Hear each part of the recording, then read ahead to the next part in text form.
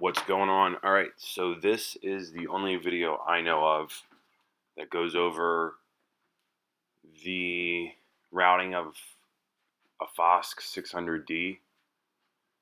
So here we go. I have a 1728 coming in on the north side of this. On the other part of the north side is a 288, and then there's two 288s on the south side, and it is a mid-entry of the 288. There's a nice haircut blocking everything, but there you go.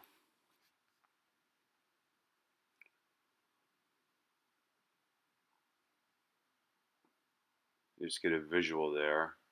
I did label everything for clarity. You can see I have white tape there. Just routing it.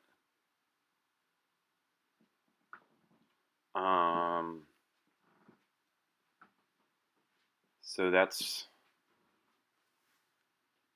a 1/4-inch solid tube coming on the feed.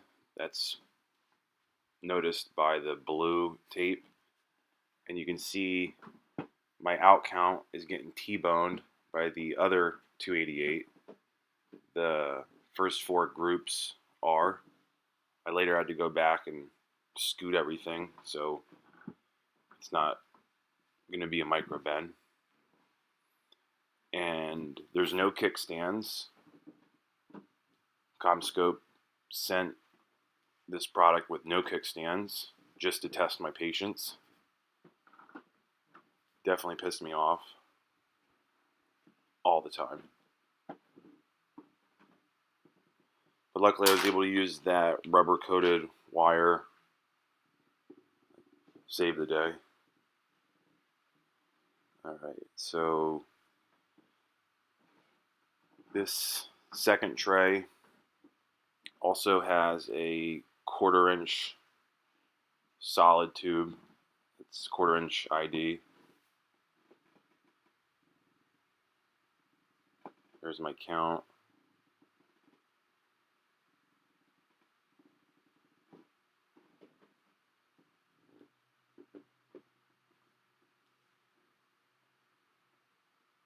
Yeah, this drove me nuts, having to constantly adjust that because there was no kickstands. Dumbasses.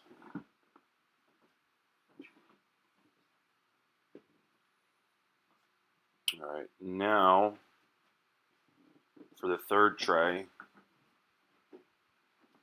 I did move it to a 5/16 ID solid tube. And that's for my green-brown, so the third and fourth group of the ribbon fiber, which is the 1728. The mid-entry 288 is loose tube, as you can see, and the other 288 is ribbon, and that's just coiled in the basket.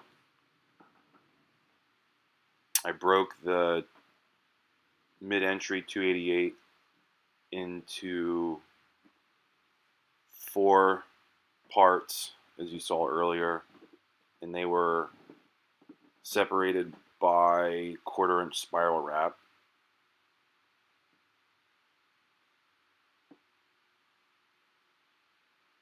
I did come back and line up the ribbon cuts in those mods. You can see they're long. I did also move the mods toward the bottom about I guess really just 1/2 inch, so about 2 bumps down, just to prevent those corners from causing micro bends. I did that on all of the trays, and then I also staggered every single tray. So the first 4 I had 18-inch long tubes, and where the ribbon fiber hit the tray, it was 48 inches from the ring cut. And then when I hit my slate white, I did do 46 inches at the tray, so where you see it exiting the solid tube. And then I also lengthened my solid tube at that point, so I would go up 2 inches.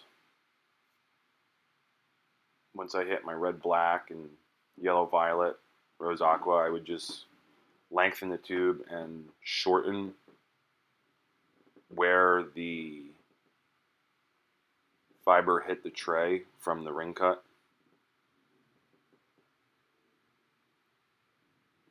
This was really fun, having to juggle the trays, twisting my arms around.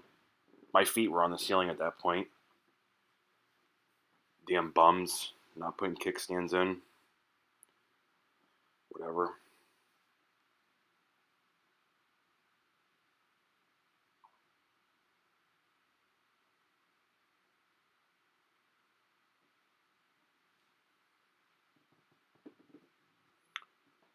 So from now on, when I do the next case, I'm going to make my solid tube about 2 inches longer across the board.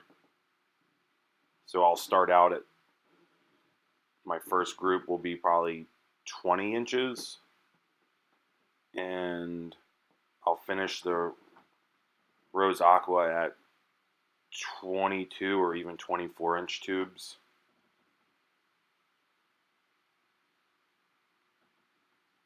And then that last tray there, that's the other side of my mid-entry.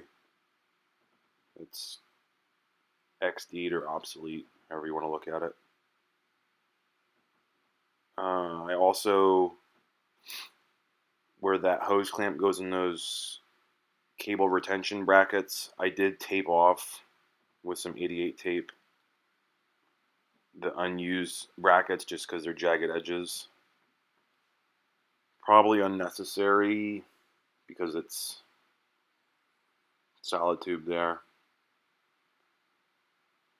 but it's something I did. You can see it's really congested in that space between the basket and the trays. That transition space just gets packed full with a 1728 and using solid tube. They do make that black wire mesh, I believe it's CommScope that does, and that's way more flexible.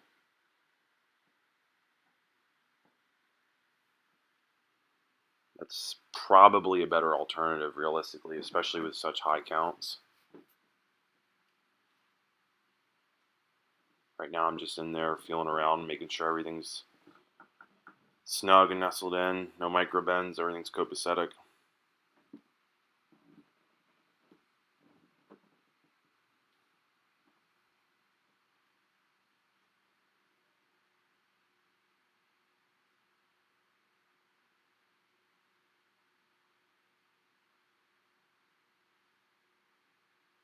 It's probably a great product if you have kickstands.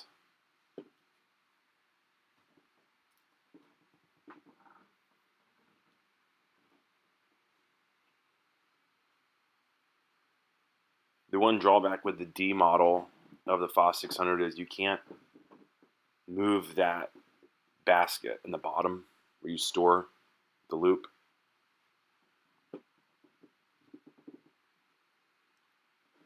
But that pretty much wraps it up.